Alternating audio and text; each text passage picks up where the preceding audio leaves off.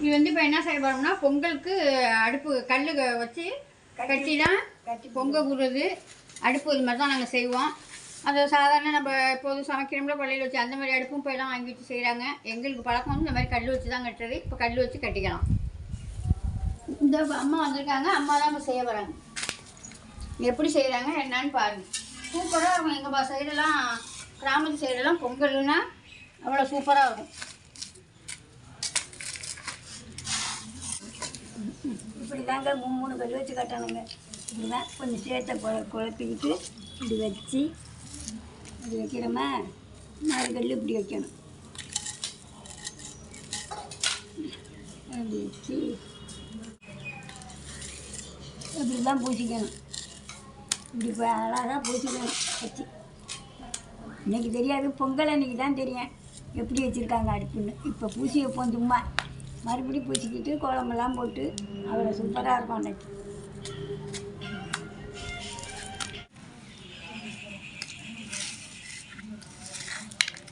இதுமாரி தான் எங்கள் அப்பா வீட்டில் செஞ்சு நடு வீட்டில் வச்சு பொங்குறது. இப்போ காலம் மாற மாற புதுசாக செய்கிறவங்க. எங்கள் அப்பா வீட்டு பழக்கப்படி தான் என் பிள்ளைகளுக்குன்னு சொல்லி கொடுக்குறேன். அதே மாதிரி வைக்கிறது மாதிரின்னு. இப்போ எல்லாம் கேஸ்லேயே வச்சிடுறாங்க. ஆமாம், இப்போ கேஸ்லேயே வச்சிடுறாங்க. நீங்கள் டவுனில் எங்கே போய் என்ன பண்ணுவீங்க? அப்புறம் நீங்கள் வந்து இந்த ரவுண்டு கல்லில் வைப்போம்மா நீ? அது கோடு வெட்டிமா. அது நாங்கள் பூண்டா இருக்கிற எங்கள் புருஷன் வீட்டில் அது எப்படி பண்ணுவாங்கன்னா கோடாக வெட்டிவிடுவோம். அப்படி உருண்டை 5 உருண்டை உருட்டி அப்படியே வச்சுடுவோம். பூசி கீசி கோலம் போட்டு வச்சுட்டு கோடு வெட்டிவிடுவோம். நேராக கோடு வெட்டுவோம். அப்படியே வாய்க்கா மாதிரி வீட்டுக்கு எடுக்க வெட்டி அதில் 5 கட்டியவும் ஒரு பக்கம் 2 ஒரு பக்கம் 3 அதை வச்சோம்னா அடுப்பு மாதிரி இருக்கும். அதை தூக்கி பானையை வச்சு பொங்குறது. புது பானை எடுத்தாங்க. இப்போ எல்லாம் பிக்கால பானை பொங்குதுவோம். அப்போ வந்து மண்பானையில் தான் பொங்குறது. எங்கள் காலத்துல எல்லாம் மண்பானை தான். ஆசாரி 2 ஆப்பை வீட்டுக்கு 2 ஆப்பை கொண்டுகிட்டு வந்து ஆசாரி கொடுக்கணும். எங்கள் ஊரில் டெய்லி அந்த பொங்கலுக்கு ஒரு வீடு வராமல் கொடுக்கணும். அதுக்குள்ளே வரியெல்லாம் வாங்கிட்டு போயிடுவாங்க. 2 ஆப்பை தான் கொடுப்பாங்க. பாய் கொண்டாந்து போடுவாங்க. பாய் போடுவாங்க. அதுக்கு சும்மா தான் கொண்டாந்து போடுவாங்க. ஆனால் அதை தாண்டின காசு நம்ம செய்யணும். அரிசி, கரும்பு, வெல்லம், பச்சரிசி, பானை, ஒரு பானை இதெல்லாம் வச்சு கொடுக்கணும். எங்கள் ஊர் பழக்கம் அது. இங்கே கிராமத்தில் டவுனில் வந்து அதெல்லாம் முடியாது. இப்படி தான் வச்சு செய்கிறோம்.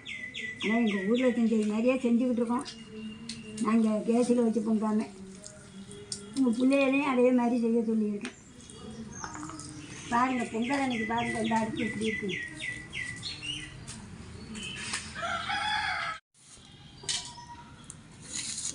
எல்லாம் பூசி முடிச்சிட்டேன். எப்படி இருக்குன்னு பாருங்கள்.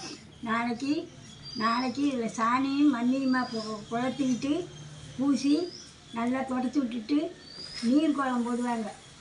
ஆனால் நீர் குழம்புனா மாவை அரைச்சி தண்ணியில் கரைச்சி அப்படி போடுவாங்க. ஊற வச்சு அரைக்கணும். பச்சரிசியை ஊற வச்சு அரைக்கணும். கிரைண்டரில் போட்டு அரைச்சிங்கன்னா அதான் நீர் குழம்புங்கிறது. அதை போடுவாங்க.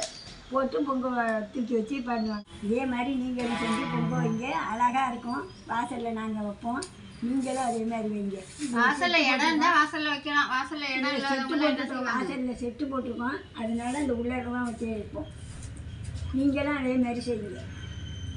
வருஷத்துக்கு ஒரு இடம் பொங்கல்லாம் நல்லா ஹாப்பியாக நல்லா சந்தோஷமாக எல்லாரும் சேர்ந்து செய்யுங்க.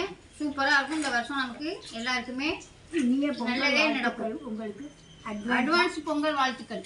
அட்வான்ஸாக இனிய பொங்கல் வாழ்த்துக்கள் உங்கள் எல்லாருக்கும். எல்லோரும் நல்லா இருக்கணும். ஊரும் நல்லா இருக்கணும். நாடும் நல்லா இருக்கணும். நம்ம வீடும் நல்லா இருக்கணும். இங்கே பாருங்க, நல்லா கல் காஞ்சிச்சா. நேற்று போட்டு வச்சோம்மா நம்ம. இப்போ வந்து சாணி மண் போட்டு வலிச்சிடுவோம். வலிச்சிட்டு நல்லா காய விட்டு மாக்கோளம் போட்டோம்னா சூப்பராக இருக்கும். எங்கள் சைடெல்லாம் நாங்கள்லாம் இப்படி தான் செய்வோம். நீங்கள்லாம் எப்படி செய்வீங்கன்னு சொல்லி சொல்லுங்கள்.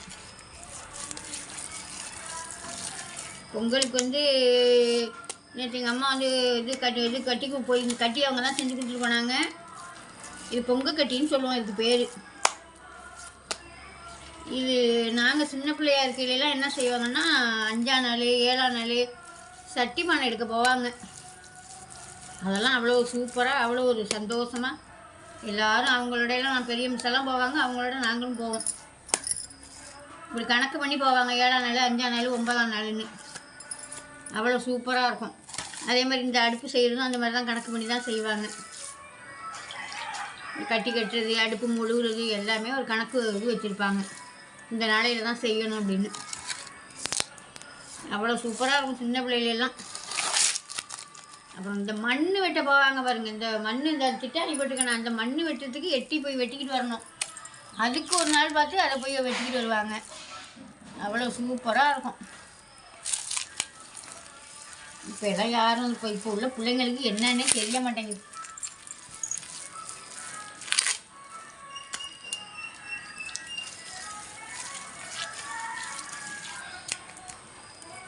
அவ்வளோதான். இதை மண்ணை போட்டு இதை வலித்து வச்சுட்டு இது காய விட்டு இன்றைக்கே எல்லாம் நம்ம ரெடி பண்ணி வச்சுட்டோம்னா காலையில் எடுத்து நம்ம பொங்க வைக்கிறது கரெக்டாக இருக்கும். திட்டாணிக்கெல்லாம் மொழிவி திட்டாணிக்கெல்லாம் பொட்டு வச்சு நிலக்கதவெல்லாம் பொட்டு வச்சு இன்றைக்கே எல்லாம் முடித்து வச்சுருவோம். சாயங்காலம் காலையில் எழுந்து பொங்க வேலை பார்க்க தான் கரெக்டாக இருக்கும். பொங்க பானையெல்லாம் சோடிக்கணும். அப்போ எல்லாம் இப்போ மண்பானையில் தான் வைப்பாங்க. நான் இப்போ பித்தாளை பானையில் தான் வைக்க போகிறேன். இப்போ எல்லாம் பயமாக இருக்குது. இப்போ எல்லாம் அப்போ உள்ள பானை மாதிரி இருக்க மாட்டேங்குது. அப்போ எல்லாம் ஸ்ட்ராங்காக நல்லா அழுத்தமாக நல்லா இருக்கும். பயப்படாமல் செய்யலாம். இப்போ எல்லாம் ஒரு குழம்பு சட்டி வச்சுட்டு வந்தாலே 4 நாளைக்கு இருக்குது, அப்புறமா புட்டுக்கிட்டு போயிடுது. அவ்வளோதான். இது வேலை முடிஞ்சது. இதை எடுத்து கொண்டு ஓரமாக வச்சுட்டு இப்போ திட்டாணி மொழியெல்லாம்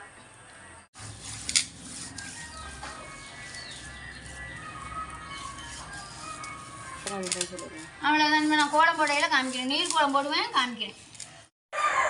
கோலம் மாவு பாருங்கள். பச்சரிசியை ஊற வச்சு அரைச்சிட்டு வந்திருக்கேன். அதில் இந்த மாதிரி ஒரு காட்டன் துணி எடுத்து போட்டுக்கலாம். போட்டுக்கிட்டு இதில் இப்போ பொங்க அடுப்புக்கெல்லாம் நம்ம கோலம் போட்டுடலாம்.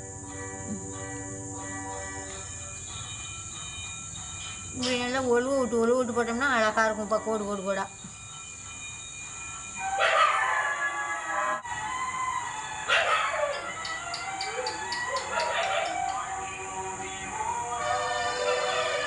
இதில் பார்த்தோம்னா அழகாக இருக்கும்.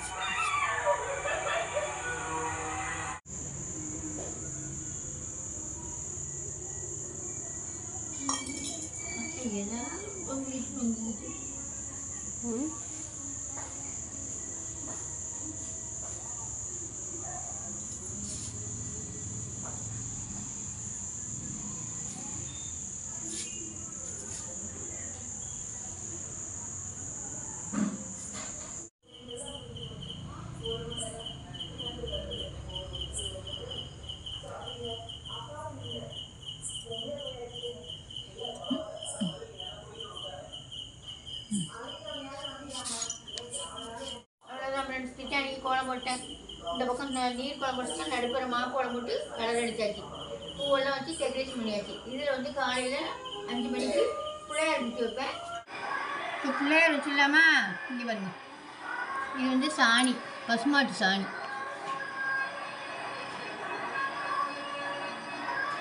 இது வந்து மஞ்சள் பொடி.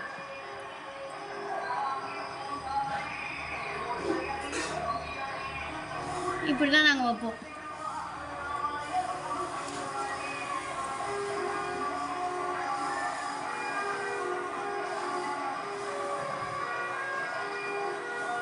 பூ வச்சிடலாம்.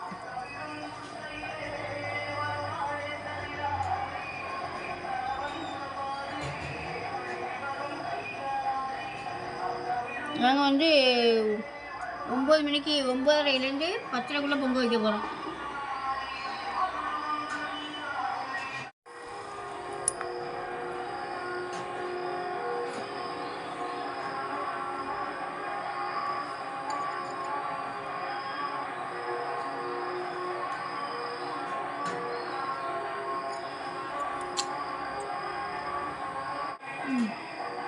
அவ்வளோதான். வேலை முடிஞ்சு இப்போ அடுப்புக்கு வச்சுருவோம். மஞ்சள் குங்குமம் கல்லுக்கு வச்சிடலாம்.